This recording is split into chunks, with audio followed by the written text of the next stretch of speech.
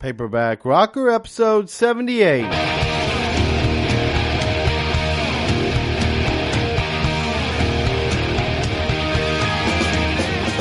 Hey, this is Matt Severson, the Paperback Rocker, and I'm broadcasting from my 6x9-foot cinder block shack in the desert of northern Mexico, southern Texas.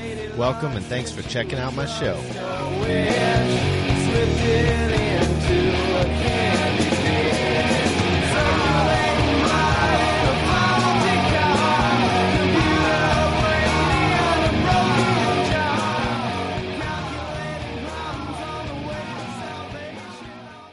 Broadcasting from Texas, y'all. Hey everybody, what's up? It's your old friend Matt, the Paperback Rocker. I'm back with another volume of my book as read by me, the author, Matt Severson. And this will be volume, I think, 22 of Blue Whiskey, my novel. And I'll be getting to that reading shortly. But before I do, I want to say that I have a new music single out called Gun in My Hand, and I put it on an episode a couple episodes back, and I know it sounded horrible through that medium. Podcasts are real low quality, so I would like it if you would go to the website called CDBaby and search for my band or my music name, Saturn Lander, and you can download for very little money my CD of the music I made in Seattle and this new single. The new one is only 99 cents. It's a good song. I worked real hard on it. Hope you enjoy it. And if you have trouble with it, I think it's also on iTunes and things like that. Search for Saturn Lander. And once, as always, if you have trouble finding any of my artistic endeavors, just drop me a line at paperbackrocker@live.com. I'll be happy to help you. Okay, when we last read, Stanton Wheelhouse III had just given an somewhat impromptu performance at a clam shack restaurant. And he had won the crowd over for sure. They were giving him a standing ovation while the boy, whose name is Howard, has gone around and has unbeknownst to Stanton, been collecting tips with a big pickle jar. Okay, so that's where we're going to start. We're on page 127 of this beautiful hardback, okay? Unbeknownst to me, Howard was making his way around the cafe with an empty pickle jar collecting tips. I played Masters of War and A Hard Rain's Gonna Fall and said, "Good night, everyone. You've been a wonderful crowd." The applause went on and on. As you may remember, he was imitating Bob Dylan for this encore. The applause went on and on. Afterward, I walked around the restaurant, shaking hands like a politician. The people's comments made me feel like a politician. Write a song about the Native Americans. Sing about pollution. Save the whales. Talk about Pearl Harbor, son, said a man with one arm. There were dozens more, and my head swam by the end. After the people had been satisfied with their access to me, Howard's father loudly thanked everyone for coming and ushered them out of the restaurant. When the door had been locked, Howard's father said, "Boy, you sure won them over. My name's Jim." He was a thin man in a suit and dark tie and horn-rimmed glasses.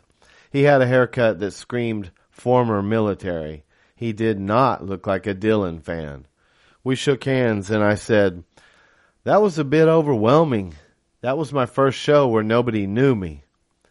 It's safe to say you've got a lot of new fans here in Newport News," Jim said. "You could adopt us as your hometown," said Howard. "I might just do that, Howie," I said. "Can you scare up something to eat? I'm starving." The basket of fried oysters and clams I'd inhaled earlier had worn off. "Yes, sir, Mr. Stanton," he hustled to the kitchen. "First time I've ever experienced that." Oh, wrong voice. "First time I've ever experienced that," I said to Jim. The ovation? Well, what the people said to me when I was shaking hands. They seem to think I can fix things. Care to listen to someone older than you? I'm not prejudiced. Jim smiled. They see hope in you. They think you can do things they cannot. That's a tall order. Stanton, can I give you some advice? He didn't wait for me to answer. This was starting to feel like one of the fatherly chats I had missed out on with my own father. I'm on the city council here. Every day people ask me to fix things for them. So what do? I tell them I'll do my best, then I do what I think is best. What might be a very important issue to one person may be minor in the big scheme of things.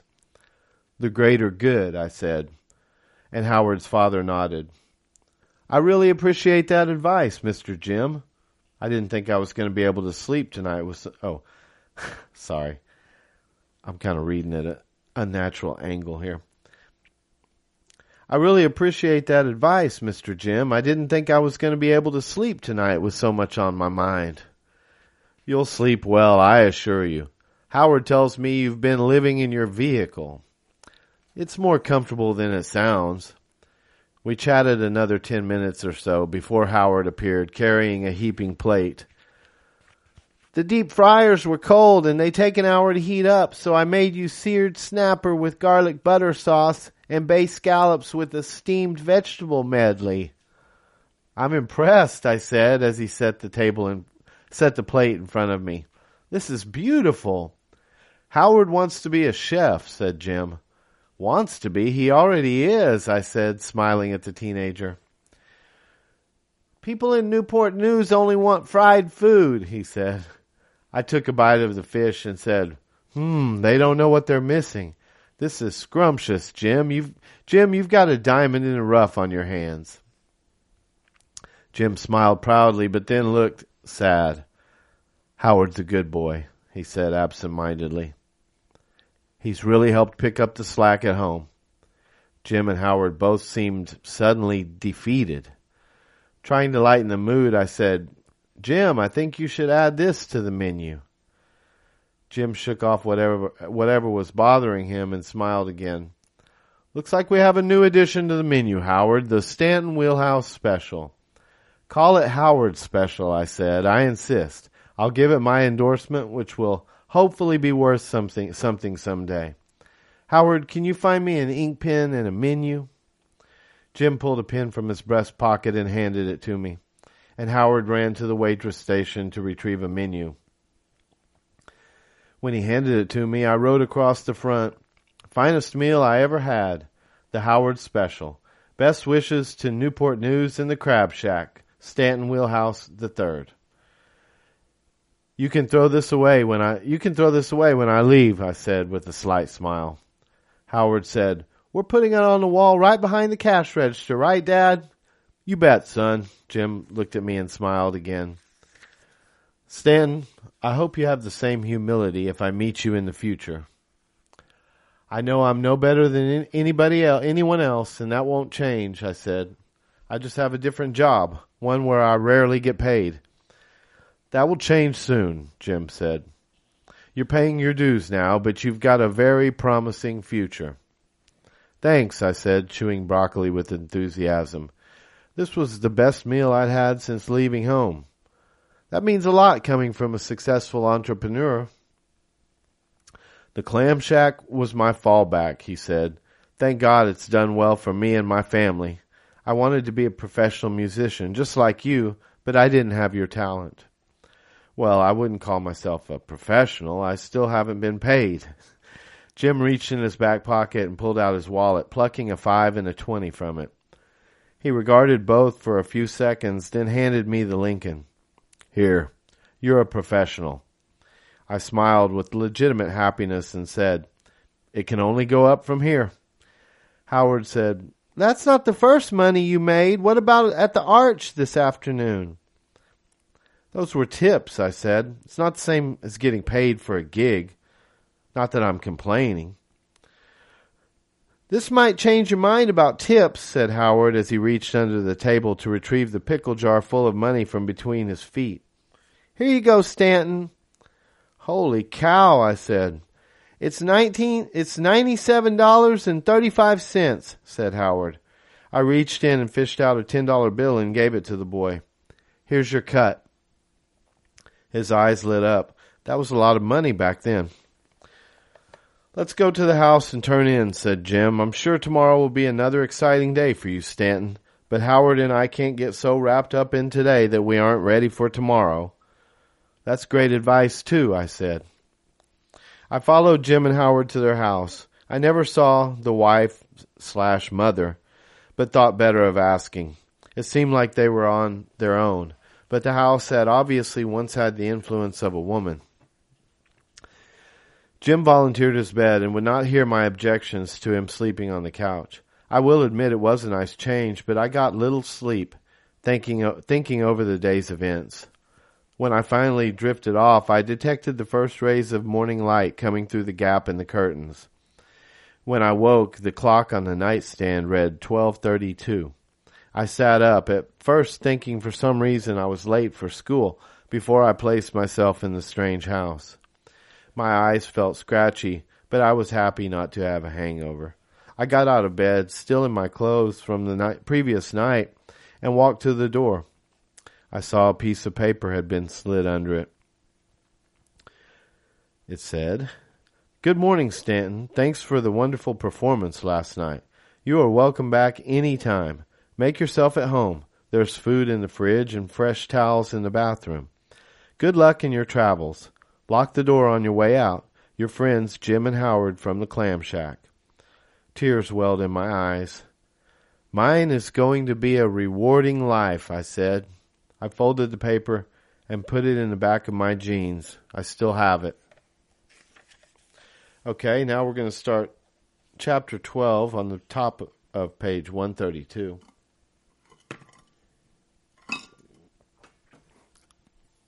My tea is empty. Chapter 12. I took my time preparing to leave and considered making another appearance at the Clam Shack, but thought better of it. Let them have their memories. The shower I took lasted until the hot water ran out. I gassed up and left town without much thought to where I was going. I was flush with cash, so I meandered, wondering what today's experience would be. I came to Norfolk, but I had only driven about 40 minutes, so I continued on to Virginia Beach. I stopped there, ate, and drove around for an hour, considering how I could recreate the previous day. I went to the beach to kill some time. The sky was the color of a Confederate soldier's uniform, and the wind whipped and the waves rolled, but it was not stormy. A teeth-grinding rage came over me as I realized I was attempting to manufacture an exact repeat of the previous day, resting on my newly acquired laurels right out of the box. It probably makes no sense to you, but I felt like a con man, figuring out how to separate people from their money. The artist in me rebelled at that. The artist wanted things to come naturally, like they had the day before. "You're already spoiled and lazy, you prima donna," I screamed, but the wind and waves squelched me into insignificance. "One good day, and you're satisfied to repeat it like a groundhog coming up to see his shadow. Challenge yourself, Stanton Wheelhouse III, or you'll never make your father proud." I can't remember when I despised myself so much. I went to my Chevy to retrieve my Gibson. I returned to the beach and sat on a large rock, determined to punish myself. I didn't take an entirely masochistic route. I wanted my self-discipline to help me in the long run.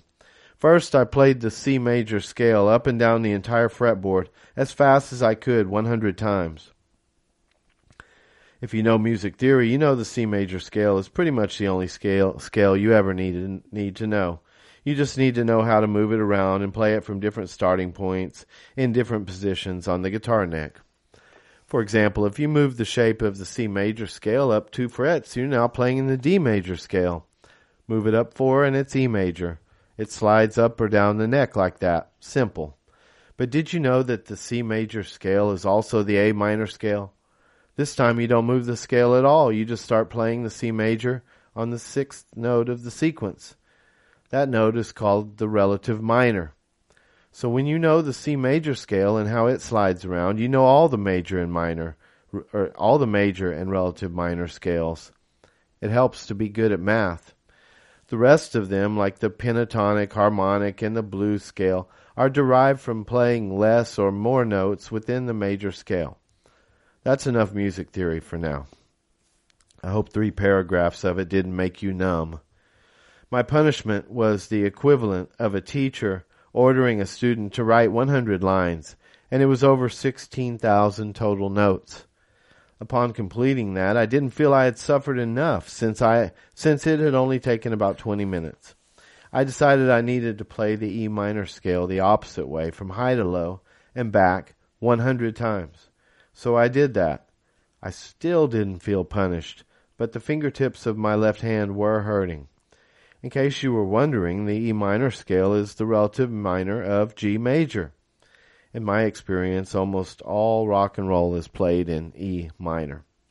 Next, I figured I'd challenge myself with some fast-moving chord shapes derived from the C major scale. C major 7, D minor 7, D minor 7, F major 7, G 7, A minor 7, B diminished, up and down the neck as fast as possible. This was much harder than the scale runs. Doing fast chords like this sounds like Chinese music. Finally, I was done beating myself up, and I felt better for the self-discipline. Any guitarist worth his pick has tortured himself at least as bad. It's not that unusual. Basketball players often make themselves hit 100 free throws before they hit the showers after practice. Same thing. Okay, I'm going to call it there at the bottom of page 133. And I hope you are enjoying the story. I'm sure I'll be back with yet another installment in not too many days. Drop me a line, somebody, somewhere. Let me know you're listening to this and you're enjoying it. If you ever want to contribute to the fees associated with this podcast, you can go to paperbackrocker@live.com or go to PayPal and you tell them you want to give some money to paperbackrocker@live.com, and you can donate to the show. It's been done before. But if not, just keep enjoying the free entertainment. Maybe buy one of my books on Kindle someday or something like that. Or just drop me a line and say hi. I'd really appreciate that. Hope you're having a good one. Hope you're enjoying the audio book. Can't wait to see you again on the next installment of The Paperback Rocker Show. The Paperback Rocker has signed off.